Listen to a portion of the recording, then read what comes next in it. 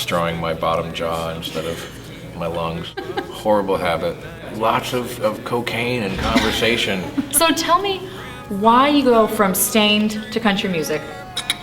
Well, when the time came for me to do something different, and when I was getting to the point where I wasn't as inspired as I wanted to be, I started thinking about doing something different.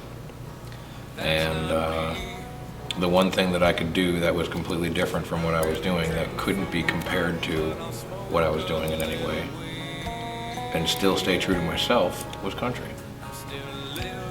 Here we are. So you wanted to get as far away from Stained as possible, is that what you're saying?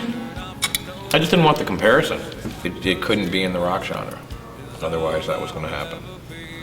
So that left me with only a couple options. It would have been a John Mayer, Jason Mraz type of a thing, which I don't really fit the mold for. Oh, come on. At all. I've always, even through Stained and everything else, I was always a hillbilly at heart. You said you wanted to keep it true to yourself. Well, tell us about your music and how it is true to you.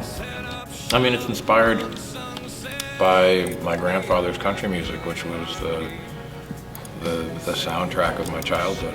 He was kind of my babysitter for pretty much my whole adolescence.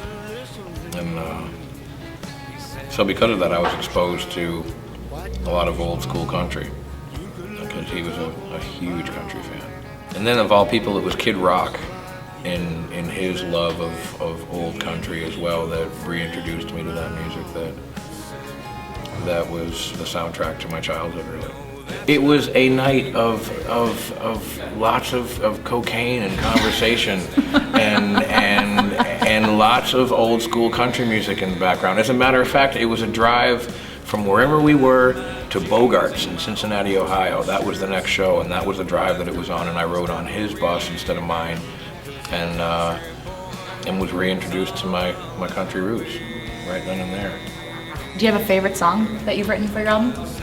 I really didn't have time to pick a favorite. I did the whole thing in 30 hours, maybe less. 30 hours? Maybe less than that if you take... 10 tracks? Yeah.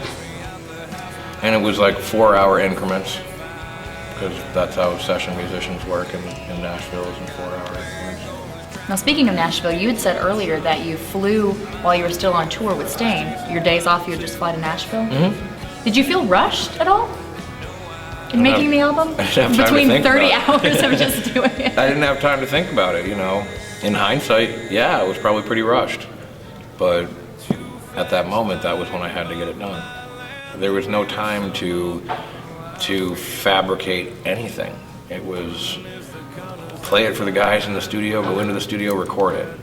Bring it, you know, finish recording it, 1 take, maybe 2 takes tops, put vocals down on it, done, next, boom, boom. It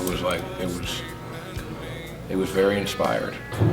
So I'm assuming you're going to do another album, right? Oh, absolutely. Are you going to take a little more time, you think, or are you going to just crank it out? What's your style? Crank it out. Don't give yourself enough time to overthink anything. Just do it. And speaking of next, what is next for you? Touring now by yourself? Touring all summer.